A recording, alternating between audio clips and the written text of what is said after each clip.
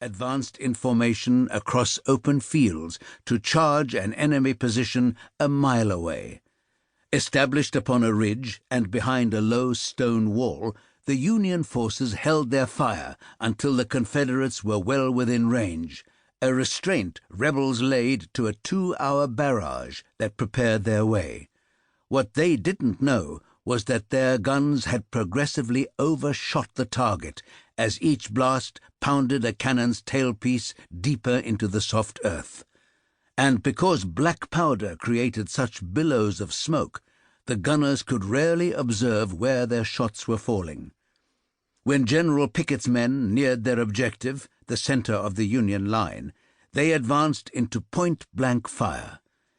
Even so, a handful of Southerners did reach the stone wall, at least temporarily.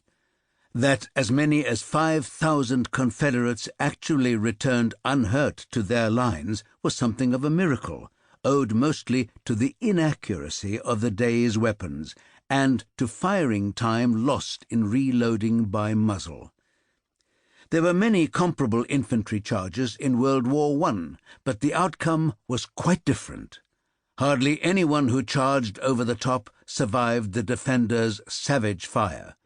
With developments in smokeless powder and in high-velocity ammunition, the machine gun of 1914 could fire 600 rounds per minute at ranges that exceeded 1,000 yards.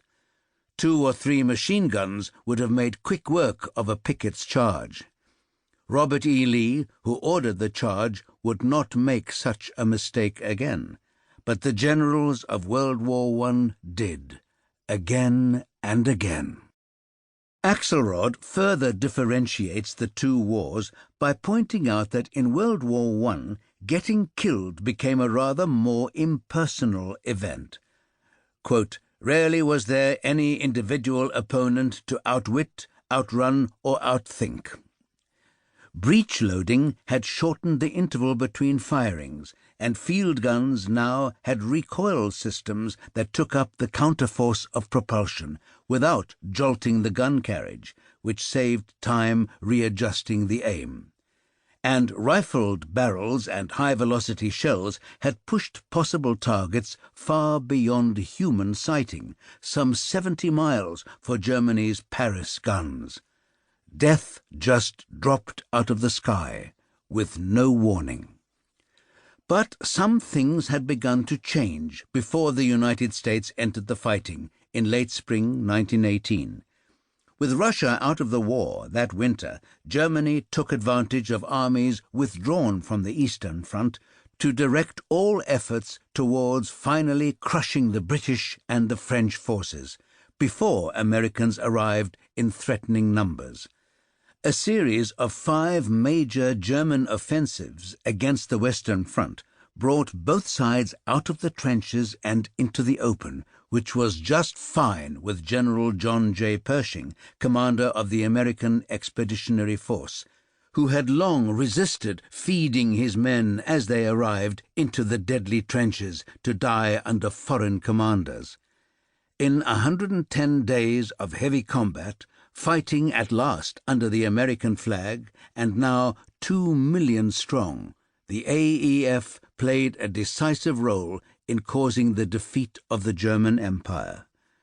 Now let Alan Axelrod tell you in greater detail how it all unfolded. Walton Rawls. Walton Rawls is the author of Wake Up America, World War I and the American Poster.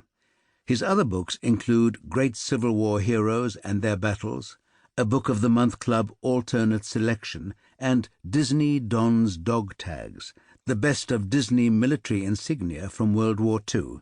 He was a contributor to the Oxford Companion to American Military History. Introduction. In a century defined by cataclysms, the only event more cataclysmic than World War I was the war that it spawned, World War II. Without an understanding of the First World War, we cannot fully comprehend the Second.